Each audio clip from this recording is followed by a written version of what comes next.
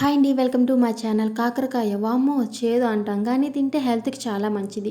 ఇందులో insulin, fibre, potassium, magnesium ఇలాంటి పోషకాలన్నీ ఉండడం వల్ల షుగర్ని కంట్రోల్ చేసుకోవచ్చు. డైజెషన్ సిస్టమ్ని డెవలప్ చేసుకోవచ్చు. హార్ట్ స్ట్రోక్ ప్రమాదాన్ని కూడా తగ్గించుకోవచ్చు. సో ఇలాంటి హెల్తీ ఫుడ్ని మీరు కూడా ట్రై చేసేయండి. మీ పిల్లలకి కూడా అలవాటు చేయండి. ముందుగా ఒక కడాయి పెట్టుకొని కడాయి హీట్ అయినాక అందులో కొంచెం ఆయిల్ అయితే యాడ్ చేసుకుందాం.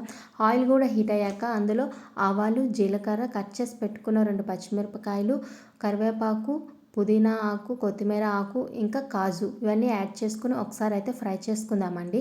ఫ్రై చేసుకున్నాక అందులోనే కట్ చేసి పెట్టుకున్న ఆనియన్స్ని కూడా వేసుకుందాం. ఆనియన్స్ వేసుకున్నాక ఒకసారి దోరగా అయితే ఫ్రై చేసుకుందాము. ఇవి గోల్డెన్ బ్రౌన్ కలర్ వచ్చాక ముందుగానే కట్ చేసి పెట్టుకున్న కాకరకాయ ముక్కల్ని కూడా యాడ్ చేసుకుందాం. నేనైతే దీనిలో పీల్ అయితే తీసుకున్నాను, ఇంకా పిక్కలు కూడా తీసుకున్నాను.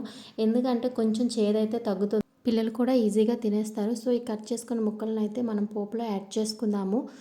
పోపులో యాడ్ చేసుకున్నాక ఒకసారి అయితే మిక్స్ చేసుకుందాం. అడుగంటకుండా మూత అయితే పెట్టుకుందాం. ఒక 5 నిమిషాలు అయితే మగ్గనివ్వాలి. ఆఫ్టర్ 5 మినిట్స్ చూడండి మనకి కాకరకాయ ముక్కలు అయితే మగ్గిపోయాయి కదా. ఈ మగ్గిపోయిన కాకరకాయ ముక్కలను ఒకసారి అయితే కలుపుకుందామండి. కలుపుకున్నాక ఇందులో కట్ చేసి పెట్టుకున్న 2 టమాటీ ముక్కలను కూడా యాడ్ చేసుకుందామండి. యాడ్ చేసుకుని ఒకసారి అయితే కలుపుకుందామండి. కలుపుకున్నాక దీని మీద కూడా ఒకసారి అయితే మూత పెట్టుకుందాము. ఇవి కూడా ఒక 5 మినిట్స్ ఉంచినాక మగ్గిపోతాయి చూడండి. మగ్గిపోయినాక ఇందులో కొంచెం మనం పసుపు, కారం, ఉప్పు కూడా యాడ్ చేసుకోవాలండి. మంచిగా కలుపుకొని ఇవన్నీ కూడా 1 టేబుల్ స్పూన్ అయితే సరిపోతుంది.